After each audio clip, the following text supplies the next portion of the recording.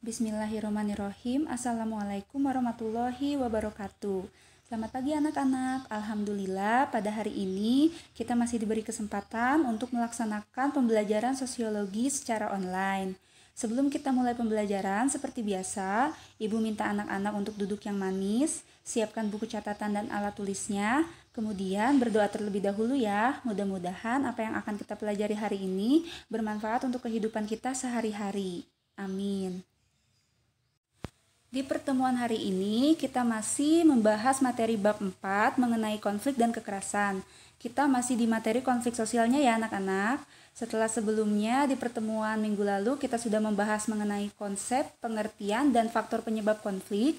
Insya Allah pada hari ini kita akan membahas mengenai jenis-jenis atau bentuk konflik, juga dampak positif dan negatif dari adanya konflik. Anak-anak simak videonya lebih lanjut ya, dan tonton video ini sampai selesai, oke?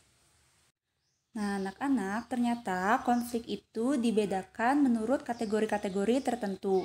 Yang mengkategorikannya ialah tokoh-tokoh sosiolog. Pertama, kita bahas bentuk konflik menurut Ralph Dahrendorf. Yang pertama adalah konflik antara peran-peran sosial. Konflik antara peran-peran sosial contohnya seperti konflik antara peran dalam keluarga atau profesi, seperti peranan seorang suami dan istri dalam mendapatkan penghasilan. Yang kedua adalah konflik antara kelompok-kelompok sosial. Contohnya, konflik antara SMKA dengan SMAB. Nah, itu kan merupakan kelompok sosial lebih dari 2 individu. Atau contohnya konflik antara ojek pengkolan atau ojek yang mangkal dengan Gojek atau ojek online. Nah, itu merupakan konflik di antara kelompok-kelompok sosial. Yang ketiga adalah konflik antara kelompok yang terorganisir dan tidak terorganisir. Contohnya, supporter sepak bola berkonflik dengan aparat kepolisian. Itu kan supporter sepak bola itu kan kelompok yang tidak terorganisasi, sedangkan polisi merupakan kelompok yang terorganisir atau terorganisasi. Dan yang keempat adalah konflik-konflik di antara satuan nasional, seperti antara partai politik, negara-negara, misalnya Indonesia berkonflik dengan negara Cina misalnya, dan juga organisasi-organisasi internasional. Nah, itu merupakan konflik menurut Dahrendorf. Bentuk-bentuk konflik sosial yang kedua ialah yang dikemukakan oleh tokoh sosiolog bernama Surjono Sukanto. Jadi Sukanto itu membagi bentuk konflik ke dalam 5. Yang pertama adalah konflik pribadi. Konflik ini terjadi antara 2 individu karena perbedaan pandangan dan sebagainya. Biasanya juga timbul karena persoalan benci. Yang kedua adalah konflik rasial. Konflik rasial ini umumnya timbul akibat perbedaan-perbedaan ras, seperti perbedaan ciri badan, kepentingan, dan kebudayaan. Biasanya konflik ini terjadi dalam masyarakat yang salah satu rasnya menjadi kelompok mayoritas. Sebagai contoh, konflik antara orang berkulit hitam dan orang yang berkulit putih di Afrika Selatan. Yang ketiga adalah konflik antara kelas-kelas sosial. Konflik ini umumnya disebabkan karena perbedaan kepentingan. Misalnya, konflik akibat perbedaan kepentingan antara buruh dan majikan. Bisa juga antara pegawai perusahaan dengan pemilik perusahaan karena kan itu berbeda kelasnya ya. Dan yang keempat adalah konflik politik. Konflik politik ini terjadi akibat adanya perbedaan kepentingan atau tujuan-tujuan politis seseorang atau kelompok. Contohnya, konflik antar partai politik dalam sebuah negara. Dan yang terakhir menurut Surjono Sukanto adalah konflik internasional. Umumnya, konflik ini terjadi karena perbedaan kepentingan yang kemudian berpengaruh pada kedaulatan negara. Sebagai contoh, konflik antar negara mengenai suatu wilayah eksplorasi minyak di daerah perbatasan. Yang ketiga adalah bentuk konflik sosial yang dikemukakan oleh tokoh sosiolog bernama Supoharjo. Supoharjo membagi bentuk konflik menjadi 2. Yang pertama adalah konflik vertikal. Jadi, konflik vertikal ini hampir mirip dengan konflik antar kelas-kelas sosial karena vertikal itu kan berarti menunjukkan adanya perbedaan kelas. Jadi, contohnya juga sama ya, misalnya antara buruh dan majikan. Dan yang kedua menurut Supoharjo adalah konflik horizontal. Dan konflik horizontal ini juga hampir mirip dengan konflik rasial. Jadi seperti yang sudah kita bahas di bab ketiga mengenai diferensiasi, jadi itu juga bisa menyebabkan konflik. Misalnya Contohnya sama ya, konflik rasial antara orang berkulit putih dan orang berkulit hitam, atau bisa juga contohnya konflik antar suku, misalnya itu juga bisa termasuk konflik horizontal karena kan tidak menunjukkan adanya suku yang lebih tinggi atau lebih rendah, kayak gitu ya anak-anak. Selanjutnya, ada bentuk-bentuk konflik yang dikemukakan oleh Gerungan Wirawan. Jadi, Gerungan Wirawan ini meninjau konflik dari berbagai aspek. Yang pertama adalah aspek subjek. Aspek subjek yang terlihat dalam konflik dibagi menjadi 3. Yang pertama adalah konflik personal. Konflik personal adalah konflik yang terjadi dalam diri seseorang karena harus memilih dari sejumlah alternatif pilihan. Misalnya seorang siswi kelas 12 itu berkonflik dalam batinnya gitu ya untuk memilih apakah mau masuk perguruan tinggi atau mau langsung bekerja. Contoh lain dalam kehidupan sehari-hari, misalnya kita ketika belanja itu mengalami konflik batin kan, nah itu termasuk konflik personal, apakah kita akan membeli barang tersebut atau kita memilih untuk menabung. Yang kedua, dari aspek subjek adalah konflik interpersonal, yaitu konflik yang terjadi antara personal dalam suatu organisasi, di mana pihak-pihak dalam organisasi saling bertentangan.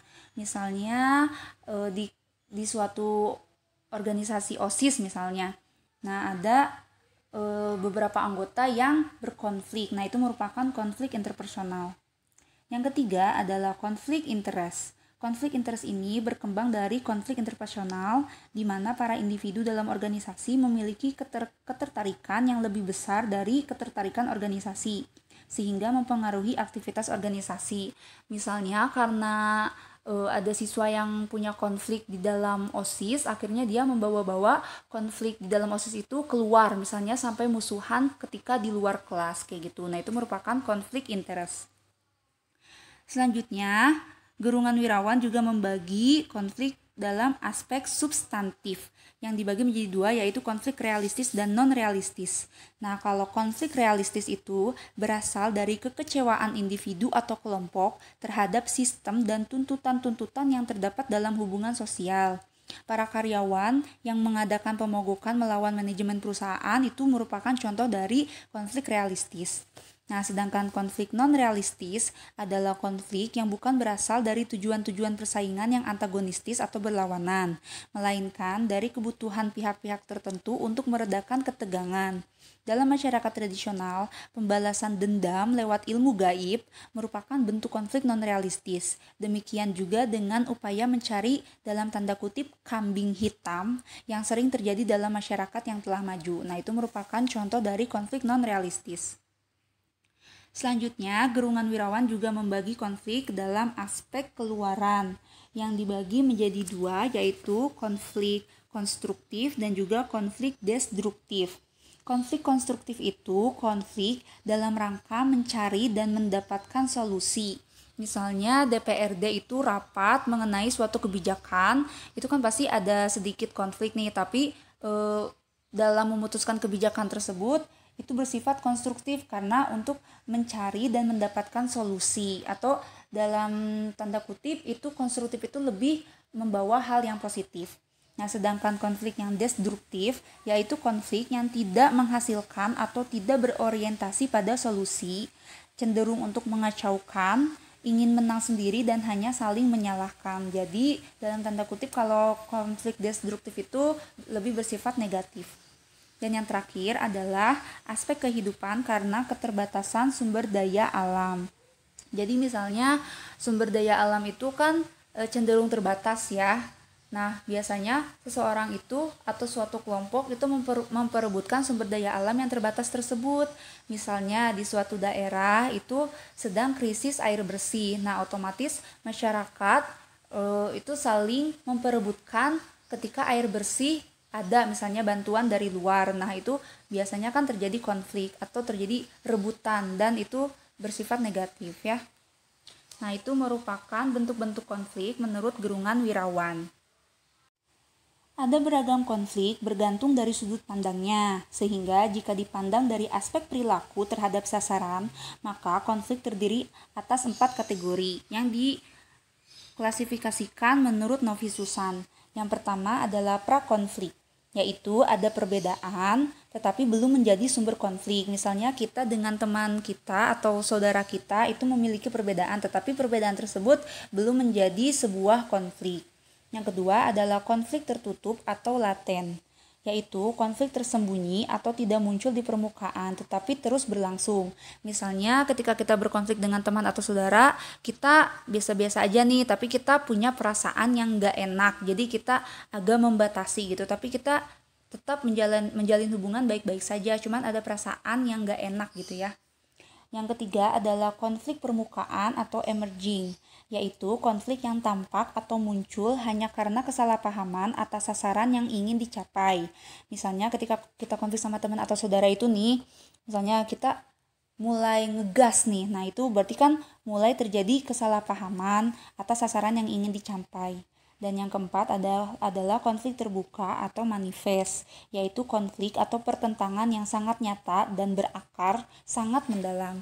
Contohnya, misalnya tadi ya kelanjutannya konflik kita sama teman atau keluarga itu benar-benar memuncak sampai akhirnya kita misalnya perang di sosmed atau kita ngobrol secara langsung tapi obrolannya itu nggak enak, jadi udah beneran jadi konflik deh. Nah itu nggak bagus ya anak-anak, tapi itu merupakan kategori yang dikemukakan oleh Novi Susan.